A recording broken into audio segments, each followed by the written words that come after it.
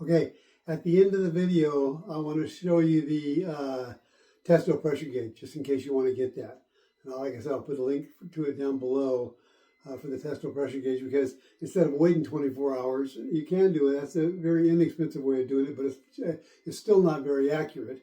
But again, if you have no tools and no money or whatever, that's your best bet to do it the way I've shown in the video. But I didn't get the chance to show you the Testo pressure gauge, but I made another video earlier today, and I'll put a snippet of that inside the end of this video so you can see how a Testo pressure gauge works. So you'll be able to make that decision which way you want to go, whether you want to go waiting or get it done with a Testo pressure gauge. I'll put a link down below.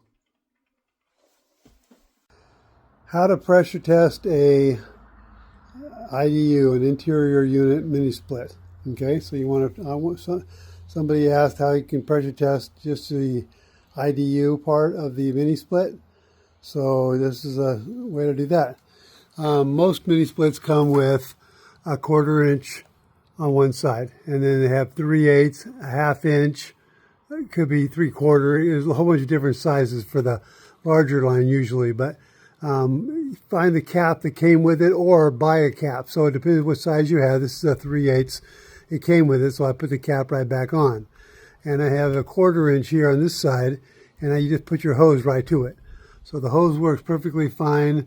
Your hose you're going to use on your regulator. So you have a regulator set up as a nitrogen tank, and you have a regulator. This shows how much pressure you have inside your bottle when you turn it on. And this side here shows you how much you're using on the gauge when you go to turn that up. So I'll walk you through that in a second. But your 1/4 inch line comes from there and goes straight up to your IDU. Okay, and if that cap is tight, this will show you, this will pressurize your system. And it's better with a digital gauge. It's better with all kinds of stuff. But this is the least expensive way to do a nitrogen pressure test of your IDU. So get your nitrogen bottle. They do have them over at Airgas. That's a welding supply store. Look up, Google welding supply store in your town, and they'll give you 1 or 2 options. And go down and pick one up. You can pick up a 20-pounder. Okay, that's 20. This is a 40-pounder, 40 cubic foot, whatever. Not really pounder, but I call them pounders. But it's really 40 cubic feet of nitrogen. You can get 20 cubic feet of nitrogen as a smaller bottle, and so very inexpensive. And then the nitrogen regulator, they sell them for $30 or so, $40 and on Amazon. I'll put the links down below. And so you can have it comes with a hose. And so you take that same nitrogen regulator, so with a hose, and we're going to go ahead and turn up our thing now. So this just turns it on. And again, you see the pressure. That's how much I have left inside this bottle. And then this is the pressure I have on it right now, is 100 PSI. So that is going into this system right here. And again, without a better regulator, you would have to just watch this thing go down, tick down. That's very difficult. But if you had a digital pressure gauge like a nice Testo, you'd be able to see incremental change by every PSI. But anyway, if you're inexpensively doing it, this is the way to do it. And so you want to test it to the working pressure on a normal mini split is 550 PSI. You can find that number on your data plate, which is at right above the valves on the outside unit. It says your working pressure, high working pressure and low working pressure. Normally it's around 550 pounds for a mini split. The new A2L refrigerants go up to 624 PSI. I've heard there's some even more. That's what it says as far as their highest working pressure. So anyway, you're allowed to go up to that. So I would go up to at least 300. But there's no reason you can't go farther. And so I'll go ahead and take it up to 500. And what you want to do is set it somewhere where you can see the gauge. Okay, you can watch the gauge. So you just leave it on for 24 hours. If you don't have like I said, if you have a Testo digital gauge, you can watch incremental change. And I get done with my pressure testing in 10 minutes because I'm watching literally every second that ticks down. I'm able to watch it, see if it goes down or up.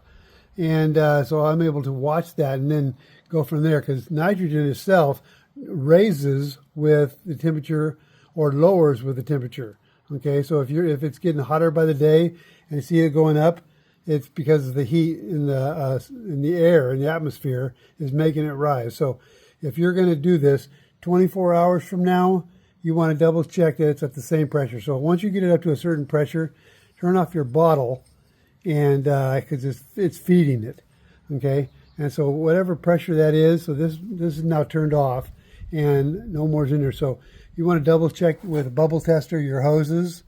You want to make sure nothing's leaking. So double check your hose connections and all that.